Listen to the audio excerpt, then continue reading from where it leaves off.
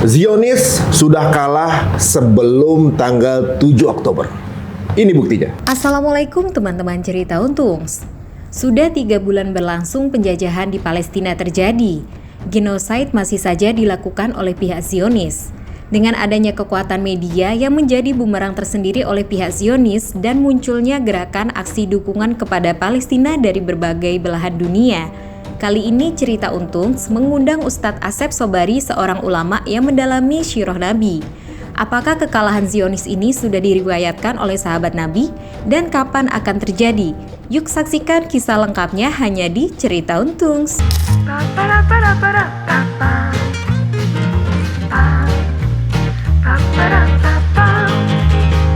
Assalamualaikum warahmatullahi wabarakatuh.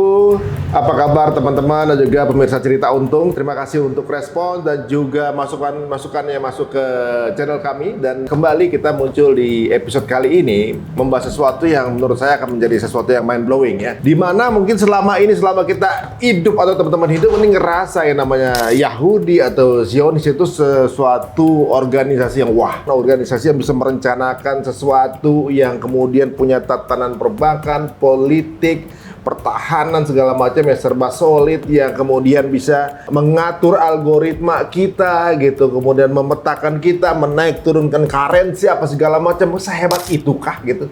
Tapi ternyata ada sebuah pandangan yang luar biasa bahwa sebenarnya mereka sudah kalah sebelum terjadinya Taufan Al-Aqsa tanggal 7 Oktober. Seperti apa? Langsung kita akan ketemu dengan guru kita, pakar sirah, Ustadz Asep Sobari. Assalamualaikum warahmatullahi wabarakatuh. Assalamualaikum warahmatullahi wabarakatuh. Alhamdulillah akhirnya antum bisa ada di sini waktunya nih, alhamdulillah. Beliau ini agak sulit waktunya teman-teman semuanya karena beliau umroh lah, kemudian bikin kajian daurah-daurah luar biasa nih. Beliau ini banyak main di wakaf itu kita diskusinya sebenarnya. Waktu diskusinya ya. Tapi kan Tapi ternyata beliau ini memang sudah mengamati perpolitikan ini jauh under the radar. Ibaratnya apa yang ada di permukaan bahkan bisa jadi bukan itu informasi yang kita dapatkan selama ini gitu. Apa nih Ustadz yang kira-kira mungkin insightful yang kita juga mungkin belum mengetahui nih fakta-fakta apa? Terima kasih Mas Untung. Ya alhamdulillah. Wassalatu wassalamu ala Rasulillah. Amma ba'd. Ya betul. 7 Oktober itu bukan penentu segalanya, dan tentu saja kita kan biasanya kan mungkin banyak juga tanggal 7 Oktober tuh yang belum optimis gitu sebenarnya bahwa Gaza bisa bertahan sampai sudah hampir 3 bulan nih ya, masuk ke bulan ketiga ini sebenarnya gitu kan. Padahal kan Israel itu hanya menyiapkan 2 paling maksimal 3 minggu gitu kan. Ternyata lewat gitu lah. Malah bahkan ada matematika yang menghitung semestinya bisa jatuh dalam waktu 3 hari. Karena ada Amerika, ada Perancis, ada Inggris, ada Israel sendiri yang dilawan. Itu adidaya semua tuh. Yang dilawan 1 kecamatan. Itu secara matematika mestinya tiga hari itu udah selesai, mestinya. Dan lewat dari itu berarti kekalahan. Buktinya bukan 3 hari lagi, udah 3 bulan. Hampir 3 bulan. Iya, betul. Ini bagaimana? Ya mungkin karena kita terbiasa gitu loh untuk menganggap bahwa mereka terlalu powerful gitu loh ya. Artinya sebenarnya kita sudah termakan propaganda dari awal gitu loh. Udah jiper duluan. Bahwa mereka terlalu hebat. Memang begitu dasarnya. Justru itu mentalitas Yahudi dari dulu itu sebenarnya itu. Iyalah ketika diajak dalam Al-Quran ya, ketika ada perintah Allah kepada Nabi Musa, bawa tuh orang-orang Yahudi bersama untuk masuk Palestina. Kan mereka nolak kan, gitu kan. Sampai mereka berkata, Fadhhab anta wa rabbuka faqatila. Musa, engkau ajalah pergi bersama Tuhanmu. Masuk ke Palestina sana gitu. Pasti engkau menang lah gitu. Kami nunggu hasilnya di sini. Males gitu. ya? Bukan males, ini mental. Ini mental masalahnya. Jadi mereka kan mengatakan bahwa di Palestina saat itu kaum menjabarin gitu, penghuninya atau penduduknya terlalu menakutkan, terlalu kuat gitu ya. Sampai kan Israeliat tuh muncul di situ bahwa yang mereka hadapi itu adalah giant lah gitu. Artinya nggak mungkin mereka menang gitu. Sebenarnya mental. Masyarakat yang atau orang yang sudah inferior gitu, sudah inferior secara mental akan menganggap setiap tantangan atau musuh itu terlalu besar dari kemampuannya sehingga mereka menciptakan monster, dan itu yang sekarang banyak terjadi pada kita. Hanya kita yang justru berpikir musuh terlalu kuat. Berarti digituin, mereka pakai pola yang sama dengan ya maksudnya mereka merasa ternyata orang udah ditakuti dengan bayangan mental sendiri, orang udah takut duluan, dan mereka melakukan itu juga ke kita melalui medianya. Betul. Kalau saya yakin itu artinya propaganda media dan opini yang mereka bangun begitu luar biasa sehingga kita menganggap bahwa mereka terlalu powerful, mereka itu betul-betul padu, solid gitu ya. Sementara kita tidak bisa berbuat apa-apa gitu. Apalagi kemudian ditambah dengan teori konspirasi yang berlebihan, bla bla bla gitu kan. Sehingga artinya kita ini bisa apa sih? Gara-gara begitu akhirnya kita tidak berbuat apa-apa dan mereka semakin merajalela, dan alhamdulillahnya saudara-saudara kita yang di Palestina tidak seperti itu mentalnya. Nah, itu terutama dia. sejak tahun 80-an gitu ya. 80-an malah ya. Oh ya. Ini menariknya di sini bahwa mulai sekarang sudah mulai terbuka gini, Ustaz. Tatanan politik yang dibangun oleh mereka seperti demokrasi lah, misalnya demokrasi versi mereka ternyata fail. Voting juga nggak bisa bikin ceasefire gitu. Jadi apa? Jadi maksudnya pola demokrasi kalian gimana? Ini kan namanya ya standar ganda dong kalau gitu. Terus kemudian tatanan militer yang dibangun kayaknya super hebat segala macam, nothing itu yang katanya bisa Minerva segala macam, itu bom diantar pakai $50 gitu kan. Itu kan 7 juta tuh harganya. Ya itu apa namanya, kawat mereka bisa dipotong, kemudian katanya Mossadnya canggih, kemudian ternyata semua bisa dilewati dengan begitu mudah gitu. Udah ekonomi yang dipikir katanya solo settle segala, kena boykot, rapuh gitu. Jadi tatanan ekonominya, tatanan politiknya, tatanan militernya, katanya nothing gitu. Ini artinya sebenarnya kalau bagi saya pelajaran bagi kita harus punya independensi gitu loh dalam membangun opini gitu. Dan ini momentum yang sangat berharga gitu loh, dengan semua fakta di depan mata ini. Kegagalan kita pertama kali selama ini adalah kita gagal untuk membangun opini sendiri gitu, dari kekuatan kita gitu. Jangan sampai opini kita itu ditentukan oleh kekuatan luar gitu loh. Karena memang mereka berkepentingan untuk membangun itu semua gitu loh, supaya kita tidak berpikir untuk bergerak gitu. Benar juga ya. Karena bagi mereka mungkin itu penting saat ya, karena dari jumlah mereka katanya dibanding dengan negara Islam yang ngelilingin mereka itu, dikencingin aja kelep tuh mereka tuh.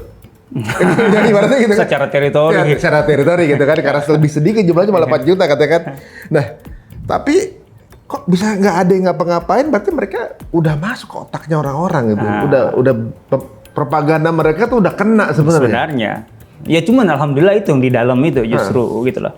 Saya bersentuhan dengan biografi Syekh Ahmad Yasin ya. Nah, saya sempat menerjemahkannya dahulu. Jadi beliau ini kan yang melahirkan intifadah kan. Itu ada pernyataan-pernyataan beliau yang dikutip dalam biografinya itu bahwa setelah tahun 80-an lah gitu kan. Kan ada tahun 67, ada 73, ada 82 dan kemudian kesimpulan Syekh Ahmad Yasin itu, maksudnya kita tuh yang di dalam Palestina, sudahlah jangan berharap terlalu berlebihan gitu, bahwa kita ini akan dipikirkan oleh semua orang, akan diperjuangkan oleh semua orang dari luar. Justru sebenarnya kekuatan itu adalah dari dalam kita sendiri, gitu loh. Yang itu kan yang kemudian melahirkan intifadah itu. Gitu. Intifadah itu adalah kesadaran terhadap kekuatan internal gitu. Bahwa permasalahan kita, kalau kita yang ngopeni dari dalam dan kita punya daya tahan yang kuat, sekuat apapun lawan itu bisa kita hadapi, daripada kita berpikir bahwa yang menyelesaikan urusan kita itu adalah termasuk negara-negara Arab yang selama ini berperan untuk melawan Israel dan cenderung selalu gagal kan gitu kan. Nah itu dari titik itu, kesadaran itulah yang sangat mahal. Maka intifadah yang dimulai dengan batu itu sebenarnya ini bukan masalah bobotnya bukan seberapa kuat kita bandingkan antara batu dengan tank gitu kan. Bukan masalah itu sebenarnya, tapi kesadaran dari dalam gitu bahwa kita bisa berdiri sendiri, kita bisa independen gitu loh, untuk menentukan nasib kita dan kita berbuat apa yang bisa kita lakukan. Itu justru yang paling mahal. Powerful. Dan seiring dengan perjalanan waktu itu kan kelihatan. Artinya pertumbuhannya pun kelihatan. Walaupun tetap sampai titik ini kalau kita bandingkan misalnya ya, antara kecanggihan teknologi gitu, kelengkapan persenjataan yang jelas nggak berimbang lah gitu kan. Tapi bukan tapi efeknya. Tapi efeknya. Ya. Kenapa begitu kuat? Berarti perbandingannya bukan semata-mata masalah angka-angkaan di sini, ya hardware gitu loh. Kita juga melupakan satu hal gitu. Kita lupa membaca peta kekuatan lawan.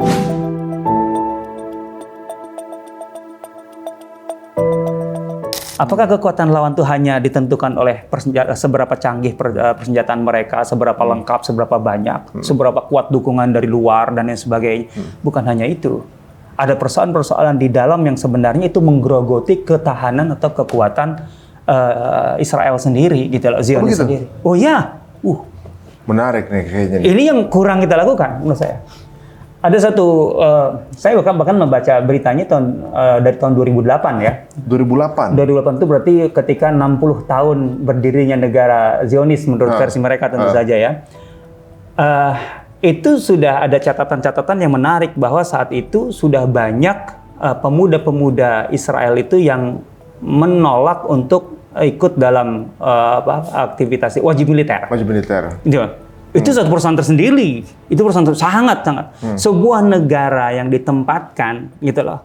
Kemudian masyarakatnya tidak punya daya juang untuk bertahan, gitu dalam arti dengan kekuatan militer. Ini sudah menjadi perusahaan sendiri. Bahkan masalahnya sampai titik mana itu mereka sudah mulai tidak suka dengan wajib militer itu. Disebutkan bahwa keponakan Moshe Dayan itu kan pernah jadi orang nomor satunya Israel kan.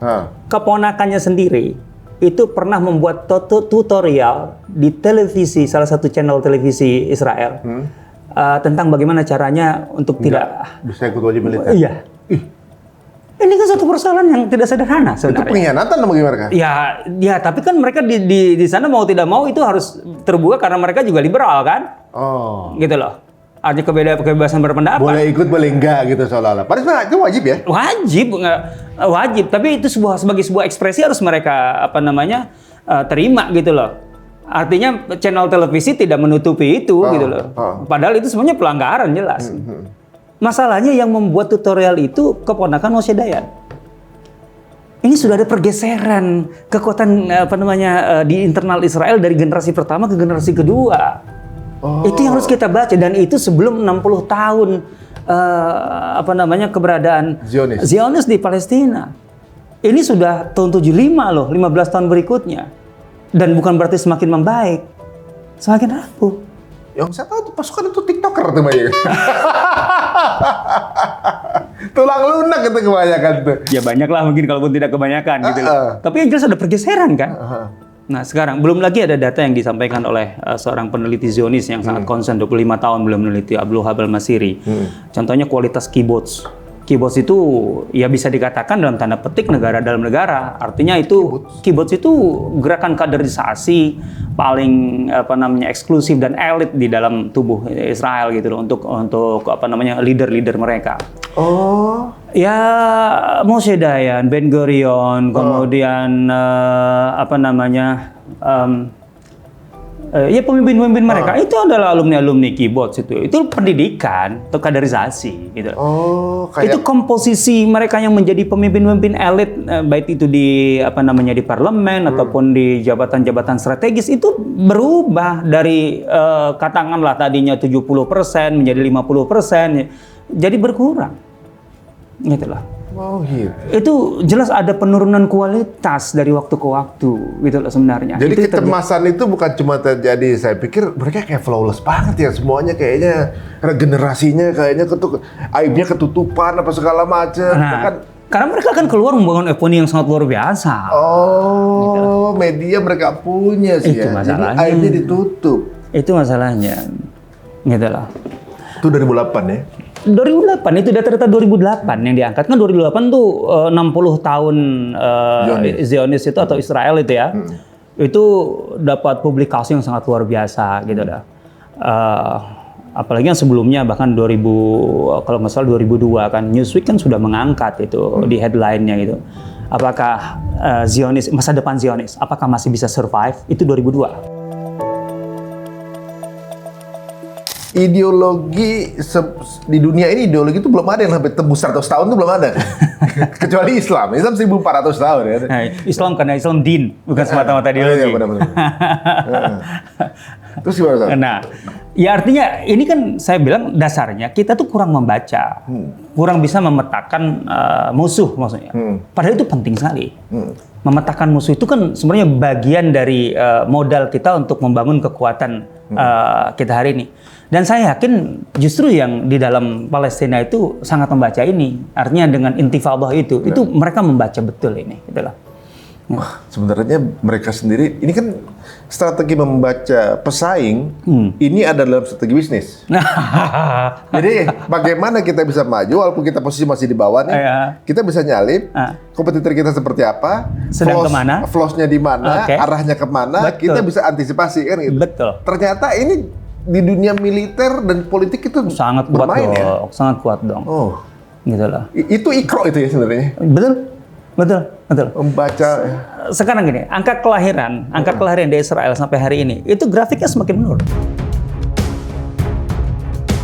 Ya karena mereka juga kan kebanyakan gitu ya? mereka kan dari barat pertama gitu ya, yang ya budaya baratnya kan kebawa kan, budaya Eropa gitu kan, yang tidak percaya kepada institusi keluarga. Kemudian ya itu cara pandang mereka terhadap masalah seks. Kemudian itu berpengaruh semua gitu. Kemudian kehidupan yang dituntut, jangankan barat secara langsung, Singapura aja kan punya masalah yang sama karena dituntut untuk bisa memenuhi standar hidup yang tinggi. Akhirnya pernikahan itu tertunda sekian lama, akhirnya itu berpengaruh ke masalah angka kelahiran kan semakin kecil. Angka kelahiran makin mengecil, mental yang ada makin melemah. Jelas. Belum lagi kita harus tahu dari awal bahwa keberadaan Israel atau ya yang mereka klaim sebagai negara Zionis, ya, kita tidak terima ini ya, istilah ini tentu saja. Itu kan didasari oleh sebuah gerakan penempatan, kan ini settlement kan, penempatan. Orang-orang Yahudi dari berbagai negara ditarik, ditempatkan di situ kan. Berarti keberadaan dan ketahanan negara itu sangat bergantung kepada seberapa banyak orang yang masuk migran, kan gitu. Kan tergantung dengan jumlah berarti. Jelas, gitu kan itu. Nah, seberapa banyak yang masuk dan kemudian yang masuk itu bagaimana mereka nyaman dan bertahan di dalam itu. Nah, angka lagi-lagi itu tahun 15 tahun yang lalu ya. Artinya jangankan sekarang. Yang jelas sekarang semakin buruk. Gitu lah. Yang masuk dengan yang keluar Exodus untuk secara permanen. Itu lebih banyak yang keluar daripada yang masuk. Apalagi sekarang nih. Kemarin tuh Exodus Apalagi sekarang. Jadi mereka dari tahun ke tahun aja gitu. Itu pernah sampai berkata yang masuk sekitar 15.000, 16.000, yang keluar 35.000 dalam 1 tahun contohnya. Walaupun dikasih rumah dari gratis, bukan gratis, enak aja gratis hasil ngerampok kali. Iya, maksudnya yang mau nempatin nggak bayar gitu kan. Iya. Lu kesini gua kasih tempat gitu kan. Oh, bukan hanya itu. Mereka udah ngasih tunjangan $60.000 setiap orang yang masuk. Iya. Selain rumah dan gitu lah. Ini ya memang supaya negaranya terbentuk ya. Iya. Butuh itu. Butuh jumlah kan. Nah, yang masuk berkurang, yang keluar semakin besar. Angka kelahiran semakin kecil. Ini artinya apa? Bisa dibayangkan akan bertahan? Nah, gitu. Apalagi kemarin ketika ada satu Palestina, banyak bom aja, penduduknya menolak untuk menyerah. Mereka bertahan di tempatnya. Karena mereka tahu itu artinya, faham. Saudara-saudara kita di Gaza tuh faham. Jadi persoalan terbesar gitu, yang namanya negara yang disebut dengan, kalau pakai istilah Abdul Wahab al-Masiri, Zionism itu adalah sebuah gerakan harakah ihlaliyah. Ihlaliyah itu sudah lebih tinggi dari ihtilal. Kalau ihtilal itu artinya dia mengokupasi sebuah negara itu. Tapi membiarkan penduduk aslinya tetap berada di situ. Sebagai kemudian nanti dibuatlah semacam akulturasi dan sebagainya supaya tetap menjadi bagian. Tapi mereka yang menjadi berkuasa. Tapi kalau Zionis beda. Kita harus paham Zionis itu benda apa. Zionism itu gerakan ihlaliyah. Penempatan orang gitu ya. di satu tempat dengan mengosongkan orang yang ada sebelumnya di situ. Mirip gak sih sama caranya Amerika dengan Native Amerika zaman dulu? Lah memang apa yang berbeda modus itu? Oh, mastermind-nya sama jangan-jangan? Ya memang sama. Oh. Zionisme itu proyek Barat. Mereka pernah melakukan di benua Amerika, Australia. di Australia, Amerika, dan dilakukan lagi di sini. Ada dua model kan, Australia, Amerika, dan mereka berhasil. Tapi ingat, di Afrika Selatan mereka gagal. Pernah gitu juga? Loh, Afrika Selatan kan apartheid. Oh, itu juga mereka juga? Ya, memang lah. Astagfirullahaladzim. Jadi ini proyek yang sama. Oh. Dan pemimpin-pemimpin Zionis paham, tidak selalu berhasil, tidak seperti Amerika dan Australia, tapi ada model gagal, yaitu Afrika Selatan. Dan mereka tahu bahwa kegagalan itu bisa terjadi pada diri mereka, dan mereka hari ini sangat pesimistis untuk bisa bertahan. Jangan-jangan Vietnam juga mau dimaksudkan begitu juga, jangan-jangan? Tapi gagal juga. Mereka baru militernya aja kan orangnya kan belum. Tapi kalau ini kan memang sudah ditempatkan orangnya. Afrika Selatan kan sudah ditempatkan orangnya. Kan gitu. Dan ini adalah yang terlawan dan nggak berhasil ya? Iya, gitu. Jadi ketika dari angka-angkaan tadi aja, angka resmi yang dikeluarkan pemerintah Israel sampai 2008 itu sudah 500.000 orang yang Yahudi gitu ya, yang datang dari luar migrasi gitu, terus kemudian keluar lagi. 500.000 itu angka bukan besar, bukan kecil loh. Karena jumlah mereka sekitar 6 juta, 7 juta gitu ya kan, kisaran itu. Berarti kan hampir hampir 10%? Iya, 10% gitu ya. Itu angka resmi. Wartawan senior Ahmad Mansur itu mengangkatkan angka lebih besar, 700.000. Dalam penelitian Abdul Wahab Mesiri menyatakan bahwa angka yang saya dapat 1.200.000 orang. Oh, dari mana beliau dapat data itu? Akan beliau meneliti sampai 25 tahun. Wah, Masya Allah. Itu 25 tahun, gimana? Meneliti. Kan 75 tahun, berarti udah lebih banyak. Ya, ini totalnya yang sudah. Artinya sebenarnya mereka itu nggak pada nyaman di dalam, gitu loh, di dalam itu. Dan ada survei di tahun 2008 itu. Saya pakai 2008 supaya udahlah jangan berpikir kemarin-kemarin ini. 2008 aja udah kayak gitu maksud saya ya. Bukan datanya lama tua banget gitu. Sekarang lebih parah jelas. Bahwa dari survei itu gitu, lebih dari 30% penduduk Israel itu siap untuk keluar dan tinggal atau meninggalkan Israel secara permanen dan tinggal di negara yang lain. 30%? 30%. Dan itu 30% itu adalah kelas menengahnya, profesionalnya, gitu loh. Gitu ya. Yang lain mikir-mikir, yang siap bertahan sekitar 24% saja. Dan 24% itu, lagi-lagi saya menggunakan sumber yang sama aja, Abdul Wahab Mesiri. Yang 22% yang siap bertahan itu adalah Yahudi-Yahudi yang memang tidak mungkin bisa diterima di negara-negara Eropa dan lain sebagainya karena tidak punya kemampuan untuk bisa menyesuaikan diri di sana. Gitu loh. Yang nggak ada pilihan gitu kan? Iya, kan di dalam Israel itu ada Yahudi dari berbagai latar belakang negara. Gitu, termasuk dari negara-negara terbelakang.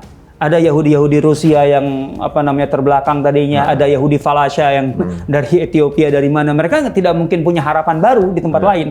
Sehingga itu yang bertahan. Justru yang siap keluar itu adalah profesional, ahli-ahli, dan sebagainya, gitu loh. Ini harus kita baca data ini. Dan dari survei yang lebih kurang sama, gitu ya. Dari 100% yang disurvei, itu 94, kalau tidak salah, 94% merasa tidak aman. Apalagi sekarang nih, katanya Exodus besar-besaran ini cuma gara-gara Iron Dome salah setting aja, itu ngungsi orang udah. Jangan cuma. Kata-kata cuma itu yang artinya kita tidak bisa memberikan bobot yang tepat untuk isu ini, gitu lah. Sekarang saya kembali ke ini dulu, ke bahasa tadi. Kenapa? Apa arti tidak merasa aman, gitu lah. Kenapa? 94% sebuah negara yang katakanlah kita berdasarkan yang selama ini kita terima, negara dengan kekuatan militer termasuk terbaik di dunia, dengan persenjataan tercanggih di dunia, dengan teknologi termasuk yang top di dunia dan sebagainya. Artinya negara militer, semuanya wajib militer, persenjataannya canggih, peralatannya canggih, dan itu kemudian warganya nggak aman gitu. Iya ya, unik juga ya. Masa? Kok tidak aman? Mestinya dia paling merasa aman. Iya dong. Gitu. Ibaratnya nggak bakal kerampokan, dia tinggal di kantor polisi gitu kan. Iya. Itu kan aman gitu. Di sinilah pentingnya intifadah dan kemudian gerakan perlawanan itu, mukawamah. Yang jelas bukan hanya Hamas sebenarnya kan. Cuman kan kita terlalu ya memang Hamas perannya besar, tapi bukan berarti hanya Hamas. Yang faksi-faksi perlawanan itu mukawamah. Artinya perlawanan itu dan kemudian ketahanan masyarakatnya untuk tetap bertahan di Palestina itu membuat mereka tidak aman. Walaupun sebenarnya kalau tadi hitungnya kan dari batu, kemudian jadi ya senjata-senjata sederhana, kemudian jadi rudal-rudal yang harganya cuma $100, $200 gitu ya. Pantesan anak-anak kecil yang pegang batu aja ditangkap ya. Nah, itu dia. Saking takutnya itu. Ya jelas. Karena itu kan bibit gitu loh. Mereka itu datang dari berbagai negara, nih kita kalau ke Zionis. Dengan ekspektasi, dengan harapan sebenarnya mereka tuh hidup tenang, nyaman gitu. Bahkan semuanya dalam kendali mereka dan sebagainya, bahkan dalam bayangan Zionis sesungguhnya gitu loh. Itu nggak akan ada orang lain selain mereka. Jadi namanya Palestina itu tanah Yahudi. Itu dalam Zionis semua. Bahkan Dr. Abdul Wahab Masih mengatakan itu konsensus semua Zionis pada dasarnya. Jadi jangan pernah berpikir deh bahwa Zionis mau membagi dua tanahnya, itu nggak mungkin. Nggak mungkin ya. Karena itu sudah menjadi rukun imannya Zionis kalau boleh dikatakan itu. Cuma playing victim soalnya yang nolak Palestina gitu kan. Playing victim tuh ya. Udah tahu, tapi sekarang udah reveal, semua udah tahu. Iya gitu loh. Ya lihat aja lah mereka datang itu yang tadi Mas Ari sebutkan, datang dari mana, kita tahu orang Palestina disuruh pergi gitu kan, rumahnya mau dipakai. Karena bagi dia kan memang ya kalau nggak saya nanti yang lain juga yang ngambilnya, sama aja gitu loh. Kan gitu kan. Seenak itu gitu. Karena bagi mereka itu tadi saya katakan kalau boleh disebut rukun imannya Zionis, yang namanya Palestina itu ya tanah Yahudi. Bagi mereka. Iya. Jadi nggak ada yang lain, sehingga kemudian mereka tenang, nyaman, nggak ada yang ganggu. Maka gangguan sekecil apapun, kalaupun itu nyamuk, bagi mereka itu udah malapetaka. Dan ini juga diaminkan sama UN berarti, bahwa mereka ya itu tanah lo gitu. Lo nggak boleh diganggu. Yang ngelawan ya lo teroris gitu, atau juga mungkin ya sampai sekarang aja kan mereka masih nggak dapat sanksi apa-apa gitu. Ya taruhlah Amerika dulu ya, gitu yang mendukung. Ya kalau masalah dukungan Amerika itu persoalan lain lagi gitu kan. Maksudnya ini pembahasan yang tidak sederhana gitu. Karena sebenarnya kan pertanyaannya sebenarnya Amerika memanfaatkan Israel atau Israel memanfaatkan Amerika. Kan itu kita harus tahu itu. Makanya kita harus bisa memetakan musuh dulu. Kalau kita nggak bisa memetakan, kita nggak akan paham dengan sedang berjalan, gitu. Apalagi itu, jadi penasaran tadi. Nah, kan saya ingin tuntaskan dulu yang tadi. Betul, Iron Dome itu sangat canggih, gitu ya.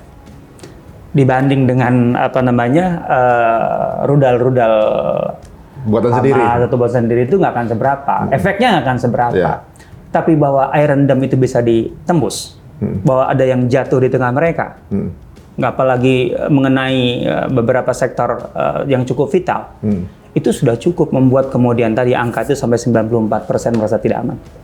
Cuma dari satu kesalahan kecil aja ya? Iya, kelihatannya sederhana. Bahwa kemudian mereka seharusnya tadi yang saya dapatkan informasi dari seorang analis militer itu, mereka menghitungnya 2 minggu untuk menyelesaikan perang ini gitu. Dan ternyata sampai hampir 3 bulan gitu. Itu sudah betul-betul meruntuhkan kepercayaan di mereka. Gitu. Sangat. Bahwa Gaza bertahan sampai selama itu sudah betul-betul meruntuhkan apa yang mereka miliki, segalanya. Mereka, ya? Sangat kaget. Seorang analis militer Faiz Duheri mengatakan, iya mereka tuh bisa membombardir bangunan apa semua, tapi secara militer mereka tidak meraih pencapaian apapun. Dapat apa-apa? Apapun. Satu jenazah pasukan Palestina aja nggak ada gitu kan? Itulah. Dan kan bukti-bukti video kemenangan pasukan korban-korban yang teruntuh mereka sendiri yang publish. Iya. Yang lagi pada nangis-nangis, yang kena mental gitu kan, mereka sendiri yang publish Itu sebenarnya bahasa lain itu tekanan dari orang-orang yang di lapangan, tentara-tentara lapangan gitu, kepada atasan mereka. Mereka sudah tidak mau lagi di situ. kan otomatis ini akan ditonton oleh publik Israel. Yang publik Israel ini kan sangat kritis. Gitu loh. Supaya kemudian menekan, supaya udahlah gitu loh. Kami udah nggak sanggup di sini, sebenarnya bahasa pesannya sebenarnya begitu. Dan itu sebenarnya justru jadi kayak info ke dunia. Kerusakan itu terjadi loh ternyata gitu. Hancur juga kok gitu kan gitu. Terlalu nyata sebenarnya sih kalau yang sekarang sih. Ini terlalu nyata lah, ini pembuktiannya nyata. Gitu lah. Ya, nggak apa-apa lah kita ambil data-data yang sebelumnya ya, untuk menunjukkan bahwa apa yang terjadi hari ini sebenarnya itu sudah perjalanan yang sudah bisa dikatakan secara grafik sudah pasti ke situ. Gitu. Gitu. Hanya sayang memang kita ini memang kurang mendalami gitu loh. Atau kurang pede kali. Termakan propaganda. Itu yang paling tepat. Selama ini kita sudah terlalu inferior karena kita termakan propaganda media dan opini mereka. Gitu loh. Itu yang lebih tepat. Waduh. Jadi kekalahan secara menggerogoti internal udah terjadi. Udah. Itu kerusakan parah apa lagi? Di tingkat elit, perantaraan Perdana Menteri Ehud Barak, kemudian Naftali Bennett, kemudian juga Kepala Mossad, kemudian itu pun sudah angkat bicara kan. Dan di antara mereka ada yang mengingatkan ke internal gitu, bahwa dalam sejarah Bani Israel istilahnya, belum pernah kekuatan politik Bani Israel itu bisa melewati angka 80. Itu mereka yang mengingatkan ke dalam sendiri. Sekarang udah berapa tahun nih? 75. Berarti entah akan mecahin rekor atau nggak nyampe. Berarti ya itu dia. Ini gitu. injury time nih? Ya injury time dong. Makanya mereka habis-habisan tuh karena ini injury time. Ini harus ada pembuktian gitu kan. Sedangkan di dalam negeri dirongrong juga. Sangat. Dan itu memang bukan persoalan baru bagi Israel gitu. Ingat loh, ya kita jangan berpikir bahwa di dalam Israel itu betul-betul padu loh, solid loh. Mereka ini kan berasal di berbagai negara dengan latar belakang masing-masing dan persoalan masing-masing, dan ketika mereka masuk ke dalam gitu. Jangan berpikir mereka betul-betul menyatu. Ideologi Zionisme yang mereka bangun itu nggak sepenuhnya betul-betul bisa efektif gitu ya. Ya di masa tertentu, di awal-awal oke efektif, tapi begitu masuk ke generasi kedua ini udah goyah. Ya dibangunnya dengan dasar yang beda ya. Maksudnya mungkin dulunya bapaknya punya, sekarang udah. Bapak-bapaknya kan veteran-veteran perang dunia, katakanlah artinya setidaknya punya hubungan dengan perang dunia gitu. Latar belakang itu lah, yang generasi sekarang kan tiktokers istilahnya generasinya. Beda gitu loh. Istilahnya lah. Mental mereka udah dirusak sama sosial media, mereka buat sendiri gitu kan. Itu dia. Gitu loh. Menarik. Emang di Israel ada konstitusi sampai hari ini? Nggak ada. Nggak ada. Yang akan menentukan adalah partai yang menang. Mereka tidak mau terikat pada dasarnya. Karena ketika ada konstitusi akan mengikat semua, dan itu tidak mereka inginkan.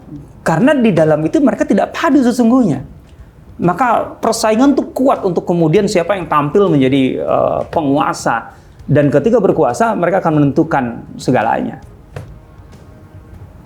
Oh, jadi memang gontok-gontokan juga di dalam. Sangat. Kalau baca buku Israel Shahak tentang perjalanan 2000 tahun Israel, dan Israel Shahak itu seorang profesor kimia kalau tidak salah, gitu loh, atau biologi saya lupa gitu. Tapi yang jelas dia seorang yang katakanlah liberalnya lah gitu loh. Ya, artinya dia tidak termasuk yang religius gitu, liberal. Itu betul-betul mengangkat gejolak yang luar biasa di dalam yang tidak bisa disatukan. Antara kelompok religius dengan tidak religius itu sudah bentrokannya luar biasa. Kemudian di dalam kelompok religius sendiri ada ortodoks, ada reformis, ada semacam-macam, itu juga tidak bersatu. Bahkan ada Yahudi yang pro Palestina juga ada ya? Pasti ada, itu sejarah. Dari awal pun ada. Ada, memang sudah ada? Maksudnya bukan masalah pro Palestina. Ada Yahudi yang kontra Zionis. Kontra Zionis? Ya. Kembali ke sejarah. Kongres pertama Zionisme. Tahun 1897. Di Basel. Swiss. Itu kan sebenarnya opsi kedua. Basel itu. Pertamanya? Munich. Jerman. Gagal di Munich. Kenapa? Pertama, kenapa di Munich? Karena di Munich waktu itu banyak sekali kelompok-kelompok Yahudi di Munich. Tapi justru gagal. Karena ditentang oleh kelompok-kelompok Yahudi itu. Penentangan terlalu kuat. akhirnya dipindahkan ke Basel, di mana kelompok Yahudi di situ kecil, sehingga tidak ada penentangan terhadap Kongres Zionis. Artinya Zionis dari awal itu ditolak oleh banyak. Justru Yahudi yang menolak. Ya, karena mereka tahu itu adalah proyek Barat, proyek Eropa. Jadi Zionis siapa? Itu nih bayangan kita aja. Saya pikir ya orang banyak yang ini ya, maksudnya bahwa Zionis itu bagian dari Yahudi tadinya. Betul, tapi kan Zionis itu bisa Yahudi, bisa non-Yahudi kan? Biden ngaku-ngakui kan? Tidak harus seorang Yahudi untuk menjadi Zionis kan? Oh, Kan gitu. Karena dasarnya ini adalah proyek Barat. Tadi kan proyek mereka sebagaimana dulu ke Amerika Latin, ke Amerika Selatan, kemudian ke Australia, ke New Zealand, ke Afrika Selatan, gitu. Terus kemudian gimana, Seth? Setelah Basel? Nah, enggak, bukan. Oke lah, setelah Basel kan mereka didukung oleh kekuatan Eropa kan. Gitu, karena ini proyek mereka kan. Makanya kan kemudian sampai Balfour dan sebagainya gitu. Tapi perencanaannya sih boleh ya. Oke lah gitu ya. Dan kita tahu kan memang awalnya yang disebut dengan negara Yahudi itu kan dari awal tidak langsung harus Palestina kan. Karena mereka melihat itu tidak mungkin. Itu juga yang mengatakan. Tadinya kan Yaman, Argentina. Macam-macam kan.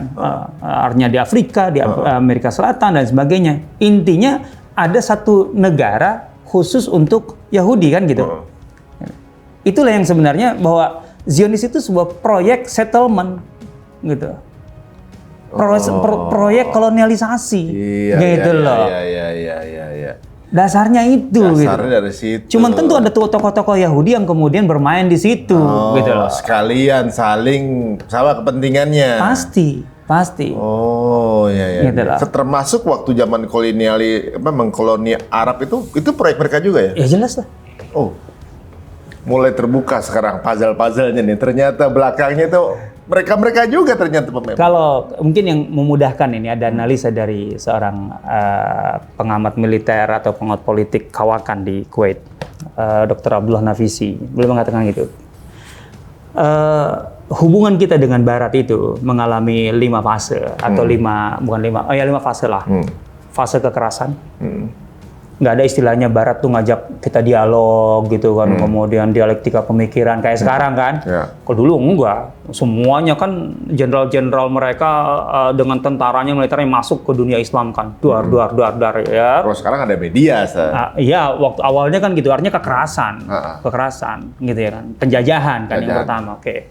Setelah penjajahan berhasil, kan waktu itu awalnya kaum muslimin masih di bawah satu, atau bukan satu lah, setidaknya masih bersatu lah secara umum. Akhirnya kan kemudian kita di slice, gitu loh. Diperkecil ya? Ya iyalah, dari Afrika Utara aja yang dulu namanya Afrika Utara kan jadi Maroko, Jazair, jadi Tunis, jadi Libya, Mesir, terus semuanya. Ya kita di Asia Tenggara aja kan, Indonesia, Malaysia, artinya di slice lah. Dipotong kecil-kecil gitu ya. Setelah dipotong kecil-kecil, kemudian yang mereka lakukan adalah westernize. Oke. Di westernize, dibaratkan melalui elit-elitnya. Elit-elit penguasa negara-negara Islam itu sampai banyak yang tidak mengenal Islam, tidak jadi sekuler, jadi kan itu yang terjadi tuh. Di mana-mana itu benang merahnya, gitu loh. Justru masyarakat Muslim di mana-mana itu berhadapan dengan elitnya sendiri yang sudah terbaratkan, westernized. Jadi rencana berarti itu? Ya memang itu yang berjalan gitu loh. Setelah begitu gitu, kepentingan ekonomi negara-negara Islam ini, negara-negara kantong-kantong Islam ini yang sudah dipecah-pecah itu dibuat bergantung ke mereka. Bahkan bukan hanya ekonomi, secara umum peradaban. Kita itu bukan hanya bergantung kepada mereka, istilahnya bergantung roti, makanan gitu. Sampai minjam pikiran, otak pun minjam dari mereka gitu loh. Pendidikan dan seterusnya, ya kan terus berjalan gitu lah. Kita tuh pakai pola-pola yang ditetapkan oleh Barat memang ya. Pendidikan gimana? Ya kan orientalisme itu kan bermain begitu kuat kan dalam pemikiran dunia sampai hari ini kan. Perbankan seperti apa? Iya. Hari ini kita ibarat kata mengidentifikasi Muslim yang baik aja harus pinjam mereka. Bahwa Muslim yang baik, Muslim yang soleh itu Muslim yang moderat. Itu kan istilah siapa loh? Padahal kayak kita nggak punya istilah aja untuk mengidentifikasi seorang Muslim yang soleh. Oh, I see. Kita pinjam. Nah, untuk di kawasan Timur Tengah, karena mereka membaca kepentingan hegemoni mereka, untuk menjaga semua kepentingan itu, yang tadi pencapaian-pencapaian tadi itu, mereka menempatkan Zionis. Tak. Selama ini sukses. Ya sejauh ini. Sejauh ini. Nah, seberapa penting sih sebenarnya Zionis ketika ditempatkan? Penting banget. Dan kemudian ketika kita membaca, kok Amerika begitu jor-joran katanya. Kan dari Inggris ya awalnya, terus ke Amerika. Ibarat kata sampai menggelontorkan triliunan dolar sepanjang 75 tahun ini untuk mendukung Israel. Kenapa demikian? Karena dalam hitung-hitungan strategi menurut Abdul Nasir, saya mengutip dari Abdul Nafisi, bahwa cost yang harus ditanggung Amerika, gitu ya, kalau tidak ada Israel di Palestina, itu sama dengan harus menempatkan 5 kapal induk di kawasan itu untuk menjaga hegemoni mereka. Untuk menjaga. Oh. Berapa cost kapal induk per hari? Kali 5, kali 75 tahun. Oh. Sementara biaya yang mereka keluarkan untuk menjaga Israel itu jauh lebih kecil dari itu. Sebenarnya ya, berarti perpolitikan itu cuma masalah kepentingan ya sebenarnya. Terus apa kalau dulu itu? Bagi mereka. Bagi mereka lah ya. Oh, pantesan juga Amerika tuh punya banyak kapal induk di beberapa negara. Pangkalan militer di mana-mana. Ya iyalah. Demi untuk kemudian menjaga dunia ini berjalan sesuai dengan Iya, aturan mereka. pastilah. Kalau itu pastilah, saya yakin itu. Itu sih mudah kalau itu sih gampang. Tapi kalau membaca yang ini bahwa dengan membantu jor-joran Israel itu lebih murah kosnya ketimbang harus menyiapkan 5 kapal induk. Sekarang tapi kayaknya Oh ya, udah berubah, banyak bergeser. berubah. Seberapa jauh kebergantungan Amerika keberadaan, dan mereka juga kan kebutuhan mereka terhadap minyak Timur Tengah juga berkurang. Iya. Makanya sebenarnya ini faktor-faktor yang bisa membuat Israel itu ditinggalkan. Sekarang Cepat atau proses. lambat. Sudah keluar beritanya, Ustaz. Cepat atau lambat. Ya kalau hari ini mah memang sudah mengerikan. Mereka mencari spare part untuk Merkava kan, berita kemarin. Spare part Merkava, artinya produksi mereka sudah tidak mencukupi di dalam. Beberapa spare part mereka cari keluar. Ngenes itu. Orang Biden udah bikin statement kalau donor bantuan untuk Israel akan dihentikan. Ya sangat mungkin lah. Biden juga kan nggak mau mengorbankan karir politiknya dong. Iya, gitu benar. kan. Bentar lagi pemilu kan, bulan depan Lihat nggak ada, aja. Februari kan. Artinya faktor-faktor ini gitu menurut saya itu harus kita timbang. Ini berbeda dengan zaman Columbus ketika menghabisi Indian, ketika siapa lagi ketika ke Australia menghabisi aborigin gitu kan. Nggak semudah itu gitu loh mereka untuk bertahan. Maka dan ini sudah 75 tahun dan mereka secara psikologis sangat-sangat terganggu dengan angka 80. Waduh, terus apa lagi Ustaz? Info apa? Menarik nih kayaknya. Jadi ternyata yang kita pikir kuat itu ternyata keropos di dalamnya ya.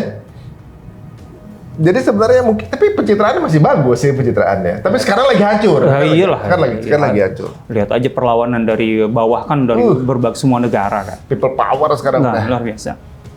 Terus mulai kelihatan lagi apa lagi, Sat? yang menunjukkan mereka udah doom sih sebenarnya. Cuma tinggal nunggu waktu aja kan. Betul. Artinya kalau intinya kalau bagi saya mereka tidak punya alasan untuk bisa bertahan lebih lama sebenarnya. Ya, cuma kalau saya sih tidak terlalu suka untuk menentukan terus tahun kapan mereka akan runtuh. Ya itu sih ini akan berjalan ya, gitu loh. Tapi intinya yang penting selama ini penyangga ketahanan mereka itu sudah sangat-sangat rapuh gitu dari semua lini gitu loh. Dukungan internasional sebenarnya sekarang sudah mengerucut jujur atau sejujurnya gitu udah mengerucut pada elit-elit saja kan karena internasional pun juga masyarakatnya rakyatnya sudah betul-betul. Dan bagi saya itu ledakan yang sangat wajar karena memang ini tidak manusiawi kan artinya untuk masuk standar manusia aja udah nggak masuk gitu dengan standar manusia aja udah nggak masuk gitu makanya dalam hal ini untuk menilai ini ya nggak perlu pakai iman pun ibarat sebenarnya sudah dianggap terlalu berlebihan gitu loh. Sekarang dunia barat ya, masyarakatnya itu kayak baru melek. Mereka tuh baru tahu ada Nakba itu baru tahu. Baru tahu 75 tahun tuh baru tahu. Awalnya mereka pikir kesalahan Hamas. Awalnya kan. Dari 7 Oktober. Tapi mereka sadar bahwa sejarah nggak dimulai dari tanggal 7. Nah, itu dia. Akhirnya orang teredukasi gitu. Apalagi dengan jenis banyaknya tayangan seperti ini gitu, mengedukasi mereka ngerasa Mereka akhirnya ini mungkin ini Allah ngasih momen ini buat kita ya ibaratnya. Bahkan yang masuk Islam kan banyak kan. Itu kan mengerikan sebenarnya. Itu di TikTok itu influencer pada masuk Islam, mereka update menemukan sesuatu apa di Quran hari ini. Begitu. Yang sampai itu saya dapat video di Brazil, orang pada datang pakai tank top gitu datang ke masjid, Ustaz. Pengen tahu. Di Australia mualaf langsung gitu berapa puluh orang segala macam, dan ini seperti wave. Sepertinya ada satu hal yang mereka jadi keris, pengen tahu ya. Di sisi lain kemarin ada pemeran film Friends meninggal. Oh, popularitas beliau ini tinggi sekali ya. Dengan hidup yang serba mewah, popularitas tinggi, tapi terhidupnya kosong. Di sisi lain warga Palestina hidupnya nggak enak, dibantai, dibunuh segala, tapi hatinya penuh. Yes. Ini apa sih sebenarnya yang bikin mereka tuh ngerasa? Itu kan yang hilang di barat kan? Ini yang di barat. Gitu lah. Mereka berbondong-bondong untuk mencari tahu. Ini ibaratnya mereka sedang merevisi definisi manusia. Apa itu manusia? Kan ngapain gitu. Hidup? Lagi orang iya. Nilai-nilai dasar dalam hidup. Dan mungkin nih kali, mungkin bisa aja saya salah saat dipilihnya Palestina yang udah terdidik selama 75 tahun. Untuk tahan di batai seperti ini masih nggak menyerah gitu. Ya kalau kita baca terutama dari tahun 80-an ya gitu ya. Intifadah itu menunjukkan tadi yang saya katakan bahwa ketika Syekh Ahmad Yasin itu kan ibrah yang sangat luar biasa. Saya baca biografinya itu. Itu kan sejak remaja dia sudah mulai cacat kan, tapi belum separah ketika sudah tua kan. Sudah tua tuh kan hampir seluruh badannya kan cacat. Semuanya hampir lah gitu, tinggal apalagi di penjara 2 kali gitu di Israel gitu. Ya kebayang aja diapain gitu loh kan. Gitu. Nah, dan beliau itu profesinya guru. Syekh Ahmad Yasin itu guru. Jadi beliau yang melahirkan generasi Intifadah itu adalah seorang guru. Enggak lah. Intifadah juga beliau ya? Ya memang beliau, terus siapa? Jadi dari seorang guru dengan pemikiran-pemikiran yang brilian dan kemudian keteguhan dan keteladanannya itu melahirkan satu generasi gitu loh. Generasi rantisi, generasi dan sebagainya gitu. Yang kemudian itu berjalan gitu. Sampai mereka paham betul bahwa untuk bisa mengatasi masalah, artinya mereka bagi saya gitu ya, yang saya baca itu, mereka merasa bahwa ini adalah amanah dari Allah gitu, yang memang Allah berikan kepada mereka sebagai ujian gitu. Betul, alangkah indahnya kalau semua umat Islam di mana di dunia mendukung mereka gitu. Tapi mereka sadar bahwa itu tidak bisa diharapkan di awal gitu ya. Sehingga kemudian apa yang harus mereka lakukan? Ya mereka menggali ke dalam mereka sendiri, mengoptimalkan apa yang bisa mereka miliki gitu, untuk kemudian bisa mengatasi permasalahan dengan membaca. Udahlah, saya tahun 2010 kalau nggak salah ya, tahun 2010, setelah 2008 itu, 2008 udah membombardir Gaza kan. Saya menulis tentang rayap-rayap tongkat Sulaiman. Itulah. Bahwa gerakan perlawanan ini, Hamas dan kawan-kawan ini, itu ibarat rayap tongkat Nabi Sulaiman, menggerogoti tongkat Nabi Sulaiman. Nabi Sulaiman itu sangat ditakuti. Sehingga ketika meninggalnya pun jin-jin itu masih kerja. Gitu loh. Dan bagaimana Nabi Sulaiman ketahuan bahwa jasad yang menakutkan itu sebenarnya sudah tidak ada ruhnya gitu. Itu kan justru rayap. Jin kan masih ketakutan. Tapi rayap yang dibandingkan jin rayap. Cuman karena rayap itu menggerogoti titik paling vital yang menjaga, yang menopang jasad Sulaiman, sehingga kemudian ketika rapuh, jatuh, gitu loh. Maka kemudian jin tuh, kalau seandainya tahu dari kemarin kita nggak terhina kayak gini, dipekerjakan terus. Bagi saya Hamas itu adalah rayap-rayap itu. Dia memang tidak bisa dibandingkan dengan kekuatan manapun. Tapi dia tahu apa yang harus digerogoti. Nah, ini menariknya di sini Bapak. Bisa aja saya salah ya. Bahwa ternyata kemenangan itu adalah bukan sesuatu yang datang sebagai hadiah. Berarti sebuah proses yang istiqomah berarti. Setuju. Dan bisa didapatkan dari edukasi. Sangat dapat edukasi, diterapkan, walaupun mungkin progresnya kecil sedikit, tapi istiqomah. Seperti air netesin batu yang akhirnya bolong gitu kan. Jadi pelan-pelan tapi terus gitu. Ini mirip berarti ketika Syekh Ahmad Yasin ini polanya mirip sama Nurdin Zengki ya? Nurdin Zengki, ya kan? Mirip. Nurdin Zengki itu 3 generasi sebelumnya kemudian sampai akan melahirkan Salahuddin Ayyubi. Ya. Apakah begitu juga beliau ya? Dia cuma mungkin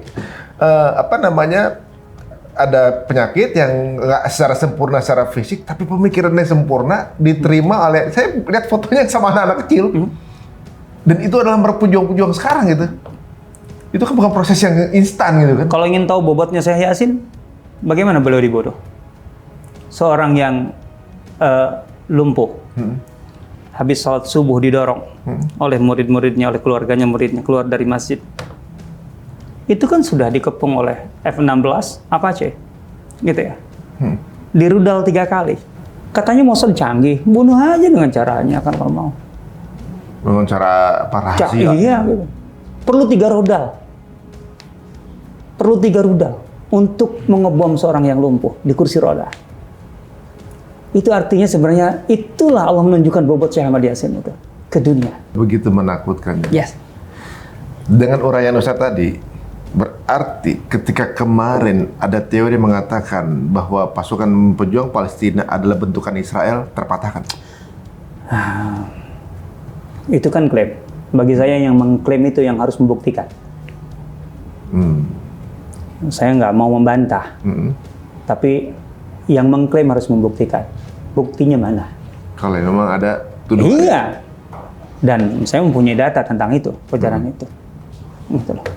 Dan ini juga ada di Quran kan, bahwa akan ada di serabi Aqsa yang akan menjadi pembela kan. Apa namanya? Para pejuang-pejuang yang tidak terkalahkan gitu kan. Surah Al-Isra maksudnya. Artinya terkait dengan janji Allah terhadap orang-orang Bani Israel yang melakukan kerusakan. Bahwa akan didatangkan ya uli ba'sin syadid. Ya, kalau bukan mereka, kira siapa makanya kan? Nah, ya kalau sekarang ya artinya yang mendekati tafsir itu ya sekarang ya mereka lah gitu ya. Bahwa mereka lah yang memang walaupun bukan berarti ini absolut hanya itu. Betul. Ternyata mengalahkan Zionis itu semudah itu gitu. Itu gimana, Ustaz? Ada studi yang dilakukan oleh mereka sendiri sebenarnya gitu loh, oleh Benjamin Kedar itu dan kawan-kawan ya. Ini mereka yang bikin? Mereka bikin kajian tahun 80-an gitu loh. Dan itu dibukukan dalam sebuah judulnya The Horns of Hattin. Hattin itu kan perang yang dimenangkan Salahuddin kan sebelum menaklukkan Al-Aqsa, Baitul Maqdis gitu kan. Jadi pada masa itu kan ada 4 kerajaan salib gitu ya di Syam waktu itu. Gitu. Itu kan secara perlahan memang digerogoti oleh Nuruddin Zanki, kemudian dilanjutkan oleh Salahuddin Ayyubi gitu ya. Oke, prosesnya cukup panjang. Cuma sebenarnya ada satu kunci gitu. Satu kemenangan besar Salahuddin atas mereka gitu lah. Itu kemudian dianalisa gitu ya. Itu betul-betul yang akan membuat mereka betul-betul tidak ambiar gitu. Dan ternyata itulah Hittin. Makanya Hittin itu perang ini itu dikaji serius gitu loh, dalam apa namanya diseminarkan secara internasional ya. 2 kali seminar internasional tentang Hittin ini. Bayangin aja, kita aja memperlakukan sejarah kita nggak kayak gitu. Makanya mereka saking takutnya jatuh, kemudian sampai bikin seminar internasional. Mereka menganalisa apa alasan gitu, apa namanya negara pendudukan, katakanlah negara pendudukan itu tidak bisa bertahan lama, dan itu pernah ada dalam sejarah mereka karena Eropa pernah menempatkan kekuatannya atau membangun negara kantong-kantong itu di Syam, gitu ya. Dan kemudian kenapa gagal? Dan itu pun kan sekitar 80-an tahun juga. Kan gitu, sama gitu. Kenapa nggak bisa bertahan? Ternyata itu, gitu ya. Dari sekian benturan itu, satu benturan besar, gitu. Hattin itu yang kemudian membuat ambiar segalanya. Jadi cukup satu. Dan kondisi yang sama atau katakanlah faktor-faktor yang dulu pernah ada, hari ini pun ada. Dan itu yang mereka takutkan. Makanya mereka kaji itu supaya kemudian bisa mengantisipasi. Wallahualam kita berharap sih memang yang ini. Gitu loh. Tapi wallahualam. Artinya kalau setelah ini mereka benar-benar ambiar ya sudah selesai. Dan kalau pada saat perang besar ini pun mereka belum kalah, kita juga nggak apa-apa. Mungkin suatu saat akan ada lagi kan gitu. Iya, ya. Kita nggak pernah kemudian udahlah nggak jadi gitu. Iya, kita tidak berharap ada yang lebih buruk dari ini tentu bagi kaum muslimin di sana gitu. Tapi bahwa kemudian sebenarnya apa yang sedang berjalan hari ini itu mereka sudah menganalisa dan lain sebagainya. Kalau seperti ini terjadi gitu loh. Palestina kembali untuk kedua kali Hattin terulang, itu mereka betul-betul sudah tidak membayangkan bahwa Mesti mulai dari nol lagi, berarti kan mereka tuh. ya mudah-mudahan enggak lah. Enggak, maksudnya gini, misalnya ini ambiar, kan bayangan mereka Betul. nyusun lagi dari nol lagi nih. Iya, dan kita tidak berharap mereka nyusun lagi maksudnya. Iya, maksudnya jangan sampai. Kita kepengennya ambiar aja kan gitu kan. Ibaratnya dari zaman Insya Perang Allah. Salib sampai ke Saladin, Insya kan itu nggak nyampe 80 tahun katanya. 80 tahun, 80-an. 80 tahun. Kalau 80-an kalau itu. Totalnya 80-an dari sejak mereka masuk. Tapi kan kapan mulai eksisnya itu kan harus dihitung dari situ kan. Oh, kalau memang gitu. itu. Iya. Ya pokoknya angkanya nggak itulah. Pokoknya nggak nyampe 100 lagi. Enggak akan pernah. Oh, oke. Nggak pernah. Jadi ada harapan besar, insya Allah mungkin ini udah mengarah kepada Hittin ini. Gitu ya, mudah-mudahan. Ya, dari apa elemen-elemennya, Seth? Di situ yang dibahas mereka? Yang di mana? Yang dibahas bahwa kerusakan besar sekali pukul ini apa aja yang bukti apa namanya? Yang ciri-cirinya mirip sama sekarang. Yang di Hattin itu. Ya maksudnya kan kekuatan mereka yang ada gitu. Simpulnya itu kan di Hattin maksudnya. Mereka tahu kekalahan di Hattin itu sudah membuat mereka, keberadaan mereka itu sudah ibarat kata tinggal nunggu waktu untuk hilang aja gitu sebenarnya. Artinya mereka tidak punya faktor-faktor yang bisa menopang keberadaan mereka lebih lanjut gitu loh. Nah, kalau sekarang memangnya seberapa kuat sih dukungan yang akan diberikan Amerika setelah ini? Katakanlah begitu. Dalam arti emangnya Amerika punya kekuatan ekonomi yang sama seperti sebelumnya untuk bisa mempertahankan kepentingan mereka sebelum itu. Apakah memang kepentingan Amerika di Timur Tengah juga sekuat dahulu? Kan itu sudah bergeser, sudah mulai bergeser. Artinya sebenarnya ini alasannya sudah tidak terlalu kuat, gitu ya.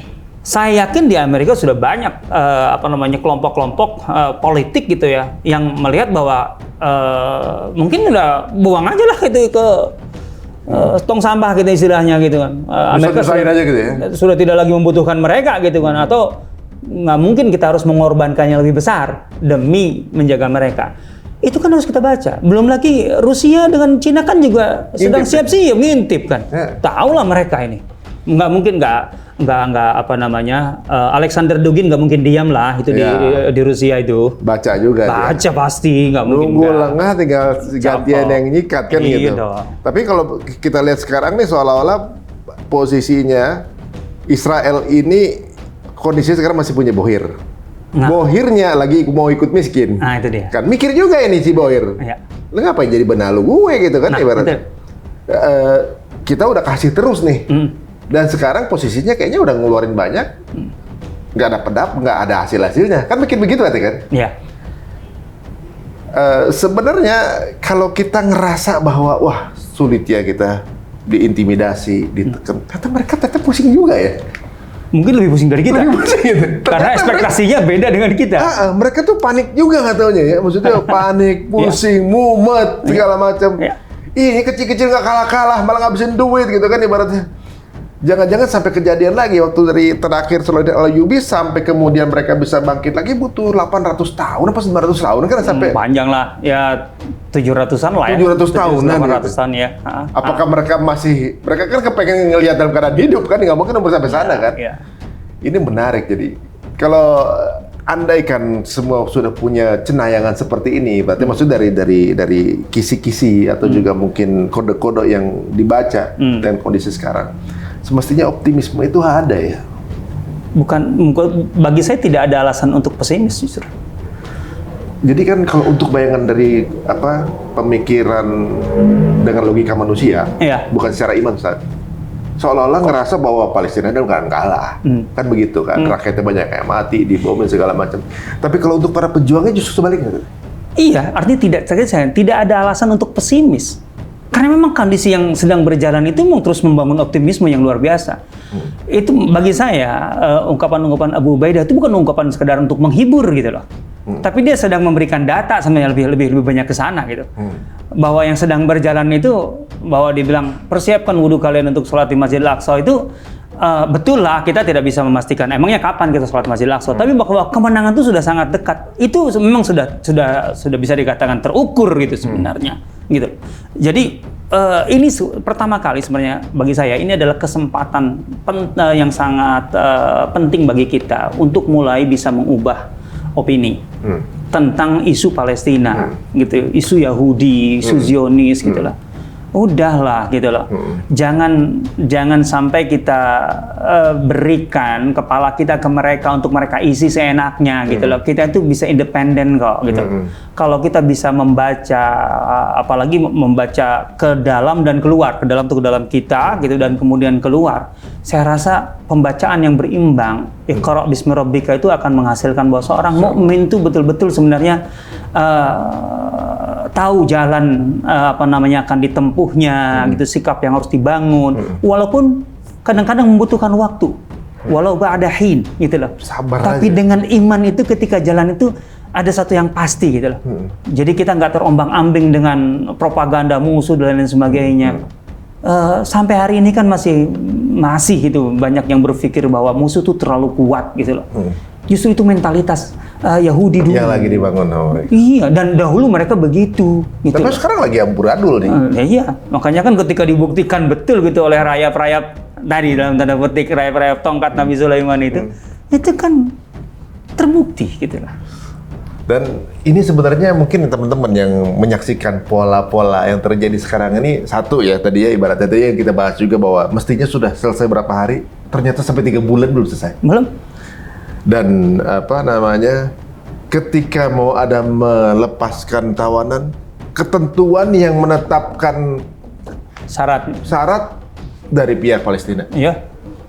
Kalau dalam posisi kalah nggak mungkin begitu. Iyalah. Kan? Itu mah sudah mudah dibacanya. Itu artinya siapa yang menang gitu kan. Bener. Iya jelas. Udah gitu melepaskan tawanannya itu di daerah Gaza yang diklaim mereka udah kuasai. Iya, kuasai atasnya. Dipikir mereka udah kuasain, mereka ngelepasin di situ. Lah mereka berangkat. Kok mereka bisa ada di situ, dari mana datangnya? Mereka juga bingung. Di Syujaiyah, di Beit Hanun, kemudian di Juhurdi. Kan klaimnya mereka itu adalah wilayah yang sudah mereka kuasai. Tapi justru perlawanan di situ yang paling kuat itu menunjukkan siapa yang memegang kendali. Makanya ketika kemarin ada isu mau dipenuhi air, percuma. Karena kalaupun dimasukin satu dapat gitu loh, itu akan tertutup, yang lain akan tertutup. Gitu. Dan uniknya, itu tunnel itu jadi sumber airnya pengungsi sekarang. Nah iya. Karena terfilter, air laut terfilter jadi air bisa minum dari tanah-tanah Palestina. Iya. Jadi ngambil air dari situ untuk diminum tuh. Itu infonya, videonya banyak, jadi kayak dapat rezeki juga mereka gitu. Tadi air yang dimasukin dengan tanahnya Palestina itu jadi terfilter jadi air untuk layak minum. Tunnel itu ada yang 1 tingkat, 2 tingkat, 3 tingkat. Nah, bicara soal tunnel. Ini menarik ya. Ibaratnya kalau tunnel sepanjang itu dengan pola yang tidak terbaca gitu. Bahkan sehebat intelijensia Mossad yang katanya paling hebat, nggak bisa ngebaca itu. Di bom mana-mana nggak ada jenazah pejuang. Menunjukkan bahwa ini bukan kerjaan sehari 2 hari. Oh iyalah. Ini kerjaan yang mereka udah persiapkan panjang. Dia udah entah berapa puluh tahun yang lalu dimulai. Entah suatu saat akan dipanen oleh cucu mereka gitu seolah-olah. Nah, apakah mungkin sebenarnya para pejuangnya cuma tinggal nunggu triggernya aja? Mereka sudah ready jangan-jangan. Yang uniknya saya kemarin ngobrol sama Hussein. Gaza itu kecil, bisa dia dari ujung ke ujung. Kalau ada yang bisa pakai paralay yang nerbangin, latihannya pasti kelihatan. Tiba-tiba ada pasukan kayak di game Fortnite bisa pakai itu Iron Dome lewat karena pakainya kan bukan besi, jadi Iron Dome tembus bisa ngabisin, menurut info katanya 4.000 pasukan khusus. Yang khusus ahlinya Gaza malah udah nggak ada. Jadi yang masuk ke dalam tuh TikToker dari luar Gaza. Pasukan tambahan. Ini kan berarti sebuah pola yang disusun nggak sehari 2 hari. Pasti kalau itu sih. Jadi secara strategi punya tingkat kemampuan militer. Memang mereka itu kalau sederhana kalau bagi saya itu memang mungkin dipandang selemah rayap. Cuman rayap yang menggerogoti tongkatnya Nabi Sulaiman sehingga bisa melakukan yang tidak dilakukan oleh jin sekalipun. Masya Allah ya. Kita nih sebenarnya kalau kita nih masyarakat dunia termasuk itu lagi dipertontonkan sesuai kejadian yang ada dalam film. Karena pasukan resistensi itu kan, sampai kemarin ada postingan dari para pemain Hollywood yang main film Divergent sama Hunger Game. Dia bilang, kamu nonton Divergent, kamu memihak pada Resistance. Kamu nonton Hunger Game, Divergent, nonton berpihak sama Resistance. Sekarang di kejadian nyata terjadi persis seperti itu, dan kami memihak kepada Resistance. Gitu. Keren banget kan. Mereka pemainnya aja begitu. Jadi semua yang ada di film itu dystopian ibaratnya. Masa depan yang kurang ideal itu ternyata terjadi sekarang saat ini di Gaza, dan mereka tahu di mana posisinya harus berada gitu. Gaza, negara yang ditembok, kemudian semua ruangnya tertutup, artinya di blokade, semua akses air, listrik dibatasi sekian tahun. Bisa melakukan itu tuh artinya apa gitu kan? Nggak mungkin kalau rencana manusia ini ya. Ya kalau sisi itu sih pasti, tapi pasti jelas di sini ada upaya manusiawi jelas kalau bagi saya gitu ya. Tapi taufik Allah begitu kuat. Ya insya Allah kalau orang menghubungkan dirinya dengan Allah, taufik dari Allah kan kuat. Waduh. Gitu lah. Ini daging semua nih ngobrol sama Ustadz. Masya Allah teman-teman semuanya.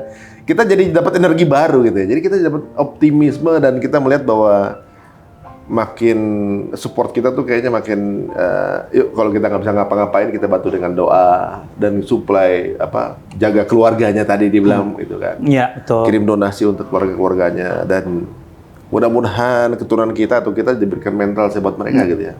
Mungkin saya perlu menegaskan sisi itu. Saya menerjemahkan buku Al-Jihad Bil Mal Fi Sabilillah. Judul Indonesia Jihad Harta. Diterbitkan oleh Gema Insani Press ya. Beberapa tahun yang lalu, kalau nggak salah 2012-an kalau nggak salah gitu ya. Ditulis oleh seorang ulama Palestina yang ketua Ikatan Ulama Palestina di luar Palestina, Dr. Nawaf Takruri. Dalam buku yang kecil itu, intinya beliau menegaskan bahwa yang paling dibutuhkan gitu oleh Palestina itu adalah bagaimana anak-anaknya tumbuh dengan normal gitu ya, kecukupan gizi, nutrisi, bagaimana kemudian keluarganya nyaman, agar suami mereka, orang tua mereka, kakak-kakak mereka itu bisa fokus berada di front, di garda depan, berlibat gitu untuk menghadapi agresor ini, gitulah. Itu maka kontribusi paling signifikan bagi umat Islam di dunia gitu ya, itu justru adalah bantuan-bantuan logistik dan sebagainya ini. Itu nggak kecil efeknya, dampaknya terhadap ketahanan Palestina secara umum gitu ya, Gaza secara khusus. Dan teman-teman semuanya, saya juga ada link di atas ini kalau mau support ya. Insya Allah kita akan salurkan ke saudara-saudara kita yang di sana, dan kita akan selalu mencari peluang mana yang langsung sampai ke lokasi-lokasi di mana dibutuhkan. Insya Allah mudah-mudahan nggak ada spesial pun yang tidak kami kirimkan. All 100% insya Allah. Mudah-mudahan Allah menjaga kita. Ustaz, ada pesan apa untuk teman-teman kita yang menyaksikan tayangan kita ini untuk menambah semangat bagaimana cara kita merespons hal ini, dan apa sih insight-insight positif yang bisa kita ambil? Yang sedang berjalan hari ini bagi saya sebenarnya adalah perwujudan dari sebuah perubahan. Kalau kita baca baik-baik kondisi Palestina sebelum tahun 80-an dan setelah 80-an, ada perubahan yang sangat signifikan di situ gitu ya. Terutama di Gaza gitu ya, terutama di Gaza. Secara umum Palestina, tapi secara khusus di Gaza. Bahwa 2004 dan sebelumnya Gaza itu masih bagian dari teritori Zionis. Tapi kan kemudian 2004 mereka harus keluar total, gitu ya. Itu menunjukkan bahwa memang Gaza itu memang pernah di bawah mereka. Dan hari ini ketika tidak lagi di bawah kekuasaan mereka, bukan berarti kemudian dilepas begitu saja. Mereka keluar karena tidak sanggup bertahan. Karena ada daya tahan yang luar biasa dibangun di dalam Gaza untuk membuat kekuatan Zionis itu keluar. Dan sampai hari ini mereka berupaya untuk kembali gitu loh, menguasai Gaza sebagaimana rencana mereka dulu. Tidak ada yang berubah dari Zionis. Semua Zionis atau orang Zionis, konsensus Zionis, tanah yang kita sebut tanah Palestina adalah tanah Yahudi. Mereka tidak mungkin membiarkan dan memberikan orang selain Yahudi untuk berada atau untuk memiliki tanah Palestina. Perubahan itu jelas terjadi, dan perubahan itu adalah hasil dari kesadaran terdalam mereka terhadap apa yang bisa mereka lakukan, terhadap kewajiban mereka sebagai mukmin, sebagai muslim, gitu ya. Mereka tidak menunggu karya orang lain untuk menentaskan nasib mereka di dalam. Perubahan selalu adalah hasil dari apa yang kita upayakan, bukan hasil apa yang orang lain berikan kepada kita. Berarti sekarang ini kalau kita mau berubah, kalau kita mau hasil yang lebih, jangan gitu-gitu aja. Kita mesti berubah dan jangan kita nunggu hadiah. Ya. Ya perjuangan itu kata kerja ya, bukan kata benda ya. Jadi sesuatu yang ada effortnya ya. Luar biasa ini. Dan kita guys jadi paham juga bahwa ternyata mereka tuh nggak sehebat-hebat itu juga.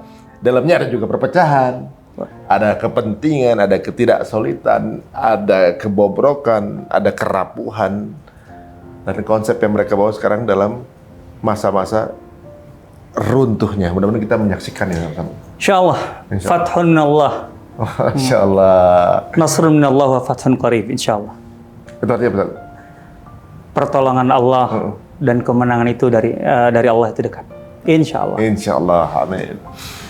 Kita doakan mudah-mudahan Ustadz Asep ini berkenan kita undang kembali teman-teman semuanya. Banyak topik seperti yang akan kita bahas dengan beliau dan ini menarik ya karena dari setiap pembahasan ada juga kemudian nilai yang bisa kita tarik dan respons apa yang kita mesti lakukan dalam keadaan remote, jauh dari tempat kejadian. Tapi pasti setiap kejadian ada hikmah buat kita juga. Gitu. Dan ini menunjukkan bahwa kita mesti bangga dan jangan jadi kaum-kaum yang terbelakang atau kena propaganda apa itu namanya? Inferior. Inferior, jangan sampai jadi kaum yang inferior ya. Harus punya izah, punya marwah teman-teman semuanya. Seperti teman-teman saudara kita para pejuang di Palestina. Jazakallahu khairan Ustaz waktunya. Oh iya kok. Mudah-mudahan ini memberi manfaat untuk teman-teman kita semuanya. Amin. Amin. Dan juga membakar semangat kita juga untuk menjadi warga bangsa Indonesia yang bisa menjadi pemimpin peradaban bangsa Indonesia masa depan, insya Allah juga. Dan teman-teman semuanya, jika tayang ini bermanfaat, monggo silakan di-share banyak-banyaknya, diinfokan ke teman-teman semuanya, berikan kritik dan saran kepada kami. Insya Allah kita akan kembali dengan tayangan berikutnya. Sampai ketemu lagi. Assalamualaikum warahmatullahi wabarakatuh. Waalaikumsalam warahmatullahi wabarakatuh.